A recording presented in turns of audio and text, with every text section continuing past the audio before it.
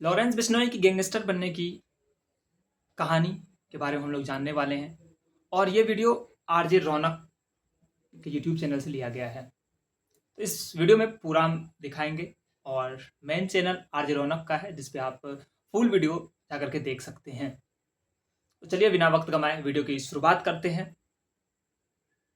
दोस्तों तारीख थी 3 अक्टूबर साल था 1996। बीकानेर के रहने वाले निहाल चंद बिश्नोई को अचानक पता चलता है कि बाड़नू गांव में शिकारियों ने 6 हिरणों को मार दिया है। खबर मिलते ही निहाल चंद फौरन कुछ गांव वालों के साथ शिकार वाली जगह पर पहुंच जाते हैं। ये लोग शिकारियों को रोकने के लिए उन पर धावा बोल देते हैं। शिकारी इन लोगों को अपनी तरफ आता देख गोलियां चलाना शुरू कर देते हैं। इस गोलीबारी में निहाल चंद जी बुरी तरह जख्मी हो जाते हैं, मगर वो उस जगह को नहीं छोड़ते जहां मरे हुए हिरण पड़े थे। आखिरकार शिकारियों को बिना हिरण लिए वहां से जाना पड़ता है। कुछ देर बाद घायल निहाल चंद बिश्नोई की मृत्यु हो जाती है। 1999 में भारत सरकार निहाल चंद जी को उनकी बहादुरी के लिए शौर्य चक्र देती है। इसके साथ ही निहाल चंद बिश्नोई जी पहले ऐसे भारतीय बन जाते हैं जिन्हें सेना में न होने के बावजूद शौर्य चक्र से नवाजा जाता है। हो सकता है कि बिश्नोई समाज के बाहर इस कहानी से कुछ लोग वाकिफ न हो, मगर बिश्नोई समाज में निहाल चंद जी की दास्तान हर कोई जानता है। हमने भी इस वीडियो की शुरुआत अगर इस कहानी से की है तो इसके अपने रीजंस हैं। बाबा सिद्दीकी की मौत के बाद आज हर किसी की जुबान पर लॉरेंस बिश्नोई का नाम है। लॉरेंस बिश्नोई का ये स्टेटमेंट हर जगह चल रहा है कि जब तक सलमान खान काले हिरण की मौत के लिए माफी नहीं मांगते तब तक वो सलमान खान को माफ नहीं करेंगे। बहुत से लोग जो राजस्थान या इस इलाके के बाहर के हैं वो ये बात समझ ही नहीं पा रहे हैं कि आखिर एक हिरण को मारना इतना बड़ा मामला कैसे बन गया। बहुत से लोग लॉरेंस के इस गुस्से पर हैरान भी हो रहे हैं। लॉरेंस ने सही किया या गलत हम उसकी डिटेल में नहीं जा रहे, लेकिन हमारे व्यूअर्स के लिए ये समझना बहुत इंपॉर्टेंट है कि आखिर बिश्नोई समाज एक हिरण की मौत के लिए सलमान खान से आज भी इतना गुस्सा क्यों है। हो सकता है कुछ कौमों के लिए मासूम जानवरों को मार देना उनके ट्रेडिशन का हिस्सा हो, लेकिन बिश्नोई समाज ऐसा है जहां जानवरों को इंसानों की तरह ही माना जाता है। ये एक ऐसी कम्युनिटी है जहां महिलाएं जानवर के अनाथ बच्चों को स्तनपान तक करवा देती हैं। बिश्नोई समाज के गुरु जंभेश्वर जी ने इस कम्युनिटी को ऐसे संस्कार दिए हैं कि ये लोग पेड़ पौधों की हिफाजत के लिए अपनी जान तक दे देते हैं। पहले कि मैं लॉरेंस बिश्नोई गैंग और उनकी सलमान खान से चल रही दुश्मनी पर आऊं, आप एक और कहानी सुन लीजिए। ये कहानी आपको बताएगी कि आखिर बिश्नोई समाज के लिए हिरण या जानवर ही नहीं, पेड़ पौधे भी क्या मायने रखते हैं। राजस्थान में खेजड़ी का पेड़ पाया जाता है। ये एक ऐसा पेड़ है जो भरे रेगिस्तान में भी हरा भरा खड़ा रहता है। खेजड़ी का पेड़ भी बिश्नोई समाज में उतना ही पवित्र माना जाता है जितना कि काला हिरण। ये मामला है साल 1730 का, 1730। उस वक्त जोधपुर के महाराजा अजय सिंह को अपने महल के लिए लकड़ी की जरूरत थी, तो उनके सैनिक गांव में मौजूद एक खेजड़ी का पेड़ काटने चले जाते हैं। जैसे ये बात अमृता देवी नाम की एक महिला को पता लगती है तो वो पेड़ के आगे खड़ी हो जाती है। अमृता देवी ने सैनिकों को चुनौती दी कि अगर तुम्हें पेड़ काटना है तो पेड़ से पहले तुम्हें मेरी गर्दन काटनी होगी। सैनिकों ने भी अमृता देवी की गर्दन काट दी। उसके बाद पेड़ को बचाने आई अमृता देवी की 3 बेटियों को भी सैनिकों ने मार डाला और आखिर में अमृता देवी के पति को भी सैनिकों ने मार डाला। आपको जानकर हैरानी होगी कि उस दिन उस एक पेड़ को बचाने के लिए 363 लोगों ने अपनी जान दे दी। ये बताइए दोस्तों, क्या दुनिया के इतिहास में आपने ऐसी कोई एक भी कहानी सुनी है जहां एक पेड़ को बचाने के लिए 363 लोगों ने अपनी गर्दनें कटवा ली? शर्म की बात है कि आजादी के बाद इतिहास लिखने वालों ने औरंगजेब जैसे क्रूर शासकों का तो महिमा मंडन कर दिया, मगर उन वामपंथी मक्कारों ने आपको ऐसी एक कहानी नहीं बताई। अगर ऐसी कहानियां इस देश के बच्चों ने पढ़ी होती तो वो अपने लोगों की बहादुरी के बारे में जान पाते। आज के बच्चे ये समझ पाते कि बहादुरी का मतलब सिर्फ ये नहीं होता कि आप दूसरे राज्य पर कब्जा कर लें या आप मजहब फैलाने के लिए काफिरों की गर्दन काट लें। बहादुरी का मतलब ये होता है कि अगर एक पेड़ को बचाने के लिए आपको अपनी गर्दन तक कटवानी पड़े तो भी आप पीछे न हटे। बहादुरी किसी को मारने में नहीं, बल्कि बहादुरी एक पौधे, एक जीव को बचाने के लिए अपनी जान तक बचाने में। लॉरेंस बिश्नोई का कहना है कि बचपन में जब उसे ये पता लगा कि सलमान खान ने जोधपुर में काला हिरण मारा है, तब से ही वो उससे बदला लेना चाहता था। जो लोग उस वक्त के बारे में नहीं जानते उनको ये बता दें कि ये बात है 1998 की। सलमान खान अपने को स्टार्स के साथ उस वक्त जोधपुर के आसपास हम साथ साथ हैं फिल्म की शूटिंग कर रहे थे। तभी रात के अंधेरे में गांव वालों को गोली चलने की आवाज आई। गांव वाले गोली चलने की जगह पर पहुंचे तो वहां पर उन्हें गाड़ी में कुछ लोग दिखाई दिए। गांव वाले गाड़ी को तो नहीं रोक पाए, मगर उनमें से एक आदमी ने सलमान खान को पहचान लिया। पड़ताल करने पर पता चला कि उस रात गांव में 2 चिंकारा और 3 काले हिरण मार दिए गए हैं। मामले की छानबीन शुरू हुई और वन विभाग की टीम घोड़ा फार्म पहुंच गई, जहां सलमान समेत हम साथ साथ हैं के क्रू मेंबर्स रुके हुए थे। वहां काले हिरण के अवशेष आदेश मिले। 2 अक्टूबर को बिश्नोई समाज ने इस मामले में सलमान खान के खिलाफ FIR दर्ज कराई। सलमान खान की गिरफ्तारी हुई और उन्हें जेल जाना पड़ा, मगर हाथों हाथी उनको जमानत भी मिल गई। बिश्नोई समाज का गुस्सा इस बात को लेकर है कि आज इस मामले को चलते तकरीबन 27 साल हो गए हैं, मगर इन 27 सालों में सलमान खान को इस मामले में सिर्फ 18 दिन जेल जाना पड़ा और ट्रायल कोर्ट से सजा सुनाए जाने के बावजूद वो आज भी जमानत पर। 2006 में एक ट्रायल कोर्ट ने सलमान खान को 5 साल की सजा सुनाई थी, मगर 2007 में राजस्थान हाई कोर्ट ने सलमान खान की सजा को सस्पेंड कर दिया। फिर जुलाई 2016 आते आते राजस्थान हाई कोर्ट ने सलमान खान को 2 चिंकारा के शिकार के मामले में बरी ही कर दिया। 2017 में जोधपुर हाई कोर्ट ने सलमान खान को शिकार के टाइम एक्सपायर्ड हथियार रखने के मामले में भी बरी कर दिया। इसके बाद 2018 में ट्रायल कोर्ट ने इस मामले में सलमान खान को फिर से 5 साल की सजा सुनाई, मगर सलमान अभी तक जमानत पर है। इस तरह मामले के 27 सालों बाद भी बिश्नोई समाज अब भी न्याय का इंतजार कर रहा है। हैरानी की बात नहीं है कि इसी के बाद 2018 में लॉरेंस बिश्नोई ने ऐलान किया था कि काले हिरण के शिकार के मामले में वो सलमान खान को जिंदा नहीं छोड़ेगा और पूरे बिश्नोई समाज की तरफ से उससे बदला लेकर रहेगा। आज से 2 साल पहले की बात है। साल था 2022, महीना था जून का। सलमान खान के फादर सलीम खान साहब मॉर्निंग वॉक कर रहे थे, तभी उन्हें एक बेंच पर एक धमकी भरा खत मिलता है। उस खत में लिखा था, सलमान खान का हाल भी सिद्धू मूसेवाला जैसा कर देंगे।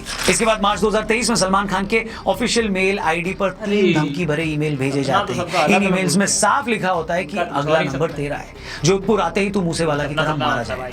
इसके बाद मार्च 2023 में लॉरेंस बिश्नोई जेल से एक इंटरव्यू देता है। उस इंटरव्यू में लॉरेंस बिश्नोई बताता है कि मेरा बचपन से एक ही सपना है, सलमान खान को मारना। इसके बाद अप्रैल 2023 में भी रॉकी नाम का एक लड़का फोन पर मुंबई पुलिस को सलमान खान को जान से मारने की धमकी देता है। इस साल उस वक्त हद हो गई जब 14 अप्रैल 2024 को सलमान खान के गैलेक्सी अपार्टमेंट के बाहर से 2 मोटरसाइकिल सवार लोग उनके घर की फर्स्ट फ्लोर की बैल्कनी पर फायरिंग कर देते हैं। इस पूरे मैटर में अब तक का सबसे बड़ा मोड़ तब आया जब कुछ दिन पहले मुंबई के एक बड़े नेता और सलमान खान के करीबी दोस्त बाबा सिद्दीकी की कुछ लोगों ने गोली मारकर हत्या कर दी। उस मर्डर के कुछ देर बाद ही लॉरेंस बिश्नोई गैंग ने इसकी रिस्पॉन्सिबिलिटी ले ली। ये खबर आई कि लॉरेंस बिश्नोई गैंग बोल रहा है कि जो भी आदमी सलमान खान की हेल्प करेगा वो मारा जाएगा।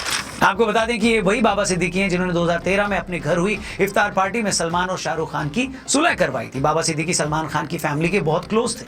2015 में मुंबई सेशन कोर्ट ने सलमान खान को 2002 हिट एंड रन केस में 5 साल की सजा सुनाई थी। तब भी बाबा सिद्दीकी सलमान की बहन अलवीरा के साथ सबसे पहले हाई कोर्ट पहुंचे थे। उस वक्त उन्होंने सीनियर लॉयर हरीश साल्वे से कॉन्टैक्ट किया और साल्वे जी सलमान खान की सजा को उन्होंने सस्पेंड करवा दिया था, मगर बाबा सिद्दीकी की मौत से लॉरेंस बिश्नोई गैंग का कॉन्फिडेंस बढ़ा हुआ है। वहीं सलमान की सेफ्टी मुंबई पुलिस के लिए बड़ी सिरदर्द बनी हुई है। सलमान खान लगातार पब्लिकली आने से बच रहे हैं। मुंबई पुलिस ने सलमान खान के गैलेक्सी अपार्टमेंट के बाहर एक चौकी भी बना दी। सलमान खान की सिक्योरिटी में हर वक्त 40 के करीब पुलिस वाले खड़े रहते हैं। सलमान खान के फादर सलीम खान ने एक टीवी इंटरव्यू में कहा है कि इन धमकियों के चलते हम लोगों की मूवमेंट पर काफी असर पड़ा है और हम उस तरह से बाहर नहीं निकल पा रहे जैसे पहले निकलते थे। सलमान खान भी इन धमकियों के बाद अपने घर की बालकनी में आकर फैंस को वेव करना बंद कर चुके हैं। इस पूरी कंट्रोवर्सी के बाद बहुत से लोग ये जानना चाहते हैं कि भाई ये लॉरेंस बिश्नोई हैं कौन, और जो भी है आखिर वो इतना पावरफुल कैसे बन गया कि वो इतने सालों से जेल में बंद है, फिर भी वो जेल से सिद्धू मूसेवाला जैसे बड़े सिंगर को मरवा देता है, बाबा सिद्दीकी का मर्डर करवा देता है, सलमान खान जैसे सुपरस्टार को धमकियां दे रहा है। लॉरेंस बिश्नोई इतना पावरफुल कैसे बना, इसे समझने से पहले एक बार ये जान लेते हैं कि आखिर लॉरेंस बिश्नोई इतना बड़ा गैंगस्टर बना कैसे।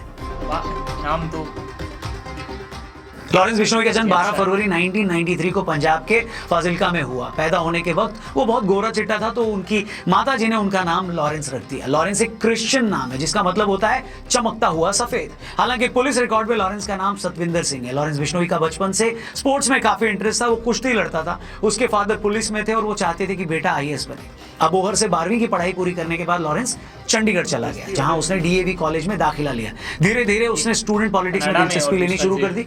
इसी टाइम इसकी गोल्डी बराड़ से दोस्ती हो गई। वही गोल्डी बराड़ जो आज कनाडा में बैठकर लॉरेंस बिश्नोई गैंग के लिए काम करता है और जिसके गैंग ने सिद्धू मूसेवाला की मर्डर की रिस्पॉन्सिबिलिटी ली थी। लॉरेंस ने 2011 में कॉलेज इलेक्शन लड़ने के लिए student organisation of Punjab university यानी SOPU के नाम से एक पार्टी भी बनाई थी, मगर लॉरेंस अपना पहला इलेक्शन हार गया। इस हार के बाद से लॉरेंस को काफी इंसल्टेड फील हुआ, जिसके बाद उसने एक रिवॉल्वर खरीदी और उस गैंग से भिड़ गया जिसने उसे इलेक्शन में हराया था। कुछ मीडिया रिपोर्ट्स की माने तो कॉलेज टाइम में लॉरेंस की एक गर्लफ्रेंड थी। आपसी रंजिश में दूसरे गैंग ने उसकी गर्लफ्रेंड का मर्डर कर दिया, जिसके बाद लॉरेंस पूरी तरह से क्राइम की दुनिया में आ गया। आगे चलकर लॉरेंस की दोस्ती संपत नेहरा से हुई। संपत पुलिस इंस्पेक्टर का बेटा था। लॉरेंस, गोल्डी और संपत ने मिलकर पंजाब के साथ साथ हरियाणा में अपना एक क्राइम सिंडिकेट बनाया। इस तिकड़ी ने हरियाणा में काला जठेड़ी और दिल्ली में जितेंद्र गोगी के साथ भी ग्रुप बना लिया। इसके बाद लॉरेंस शराब माफिया, ड्रग स्मगलर्स और बिजनेसमैन से फिरौती मांगने लगा। 2012-13 आते आते उसने अपना घर भी छोड़ दिया। 2014 में लॉरेंस बिश्नोई को राजस्थान में अरेस्ट करके भरतपुर जेल भेजा गया था, मगर एक पेशी के लिए मोहाली ले जाते टाइम वो पुलिस कस्टडी से भाग गया। 2016 में लॉरेंस को फिर से अरेस्ट कर लिया गया और तब से आज तक वो जेल में ही बंद है। मगर जेल में बंद होने के बावजूद वो आज भी धड़ल्ले से पूरी दुनिया में अपना काम चला रहा है। 29 मई 2022 को सिंगर सिद्धू मूसेवाला की उसके घर के कुछ दूरी पर 24 गोलियां मारकर हत्या कर दी गई। बाद में पता चला कि उस पूरे मर्डर को भी लॉरेंस बिश्नोई और गोल्डी ब्राड ने अंजाम दिया था। 5 दिसंबर 2023 राष्ट्रीय राजपूत करनी सेना के अध्यक्ष सुखदेव गोगामेडी की उनके घर में घुसकर गोली मारकर हत्या कर दी गई। इस हमले में एक शूटर भी मारा गया था। मर्डर के कुछ देर बाद लॉरेंस गैंग के रोहित गोदारा ने सोशल मीडिया पर पोस्ट करके मर्डर की जिम्मेदारी ले ली थी। इसके बाद इसी साल 14 अप्रैल 2024 को सुबह 4:51 पर 2 बाइक सवारों ने सलमान खान के बैंड्रा वाले गैलेक्सी अपार्टमेंट पर 5 राउंड फायरिंग भी की। इस फायरिंग में एक गोली सलमान के घर की दीवार पर लगी, वहीं एक गोली सलमान के घर पर लगे नेट को चीरती हुई उनके ड्राइंग रूम की दीवार पर जा लगी। फायरिंग के बाद दोनों शूटर्स अपनी बाइक मौके पर ही छोड़कर फरार हो गए। बाद में लॉरेंस के भाई अनमोल ने सोशल मीडिया पर पोस्ट करके इस हमले की जिम्मेदारी ली थी। इसके अलावा कुछ दिन पहले जिस तरह बाबा सिद्दीकी जैसे बड़े नेता की सरेआम हत्या की गई, उसने तो पूरे देश को हिलाकर रख दिया। इस मर्डर की रिस्पांसिबिलिटी भी लॉरेंस बिश्नोई गैंग ने ली। आज लॉरेंस गैंग में 700 से ज्यादा शूटर्स हैं। ये विदेशों से हथियार मंगवाते हैं। इसके शार्प शूटर्स पंजाब, हरियाणा, राजस्थान, दिल्ली से लेकर हिमाचल प्रदेश से काम करते हैं और उनका नेटवर्क दुनिया भर में फैला हुआ है। लॉरेंस के गुर्गे शराब कारोबारियों, व्यापारियों और सटोरियों के नंबर जेल में उसके पास पहुंचाते हैं। लॉरेंस धमकी देकर इन लोगों से करोड़ों की वसूली करता है। लॉरेंस ने एनआईए को बताया था कि उसने तिहाड़ के अलावा राजस्थान के भरतपुर और पंजाब के फरीदकोट जेल में रहते हुए भी कई कारोबारियों से करोड़ों की वसूली की थी।